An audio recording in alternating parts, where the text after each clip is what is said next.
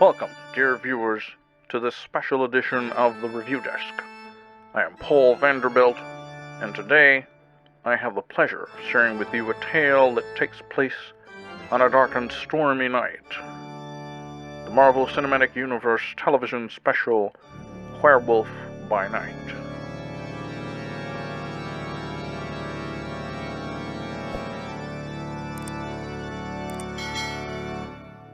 Superheroes are the bread and butter of comic book publishers, but this was not always the case.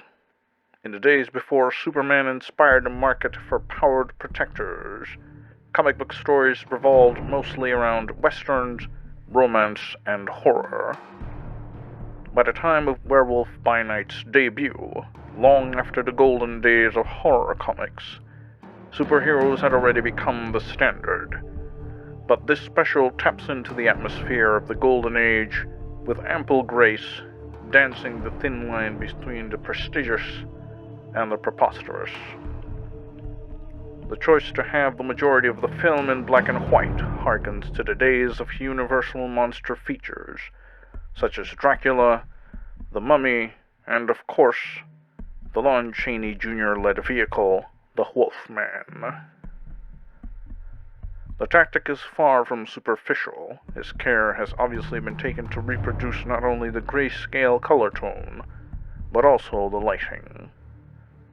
Humor has become a staple of the MCU, so much so that its absence could deter the success of any production, sometimes for the better, and sometimes for the worst.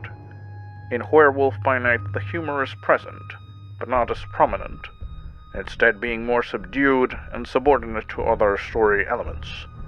This only serves to bolster what makes this feature even more impressive, its more mature tone. This is evident in its TV-40 rating, indicating that it is not suggested for viewers under the age of 14.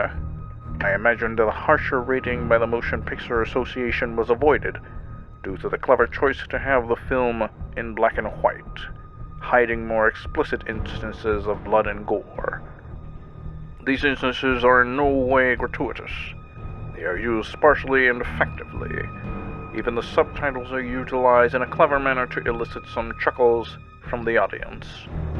The acting of all involved is quite well done, dancing the same line between the prestigious and preposterous.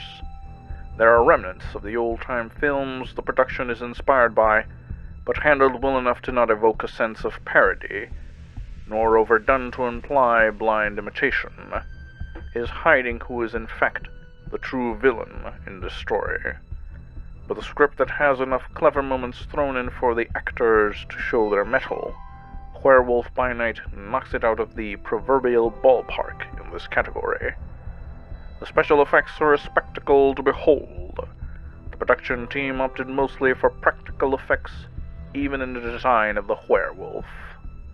Rather than a hulking CGI monster, we see an actor covered in convincing makeup.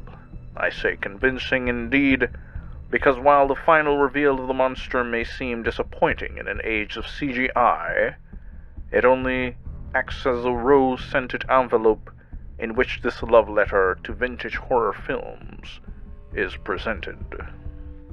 The character of Man-Thing, or Ted, surprisingly, is the standout. This character, despite having debuted earlier, has stood in the shadow of the more popular Swamp Thing for decades. Somewhere Over the Rainbow was not the first transition to color in The Wizard of Oz.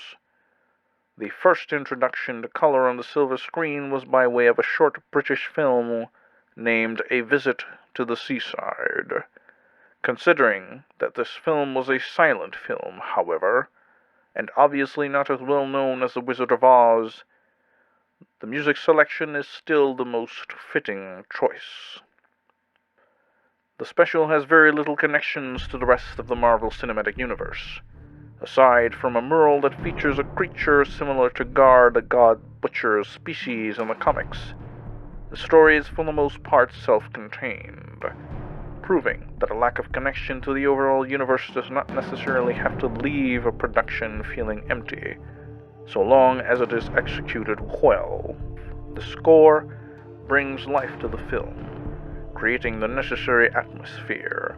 It's loud, announcing its presence at every crucial turn, while avoiding to drown out the characters or the action taking center stage. Another credit to the immaculate Michael Giacchino, who was also responsible for this year's memorable Batman theme, amongst many others. At the conclusion, I was pleasantly surprised to find that the director of this film was none other than Giacchino himself. He's made waves as a composer, his work not only winning numerous awards, but capturing the hearts of film audiences everywhere. In this debut, he proves he has much more to offer the world of cinema. The shots are beautifully directed, long takes when they are most effective, quick action when the story needs to get moving. There's even an extended, uncut fight scene. Even feature films in the Marvel Cinematic Universe tend to skew from this, which makes it all the more delightful to see it in this television special. I would say that having the talents of both director and composer allows him to tell the story in a much deeper way, because he does not have to explain to a composer what he seeks to evoke, he simply has to express it. With this pristine effort now under his belt, is Giacchino set for a meteoric rise as a director as well? This reporter seems to think so. The history of Elsa and her estranged father is revealed through exposition in intermittent intervals. Ironically, in a film that pays homage in both its direction and its diction, this means that providing the audience with details comes over as somewhat cliché and detracts from the overall narrative. The relative short length of the special does not lend to much deeper means of revelation, and it is because of this I do not judge this special too harshly. In the final verdict, Doctor Strange and the Multiverse of Madness was a rather safe foray into the horror genre for Marvel. Werewolf by Night delves much deeper, and stands as a milestone for the studio, paying homage to the roots of strips, both in script and celluloid.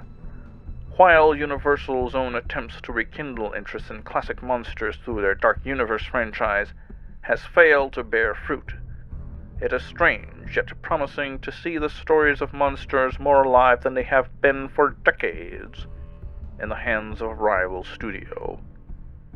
The fear of many was that Disney would become so powerful in the world of entertainment that their creativity would run dry. It is reassuring that, at least in this instance, it has instead allowed them to take risks and give control to brilliant minds who have much more to offer than initially meets the eye. This single entry is reminiscent of the one-shot comic book, but it would be a privilege to see more of this character, and it is with pride that I award it 4 out of 5 Thunderbolts. You may find your interest in the MCU waning, either due to superhero fatigue or a looming sense of predictability. But I can assure you, dear viewer, Werewolf by Night is cut from different timber altogether. This presentation was brought to you by #Glenn Powell for Nova.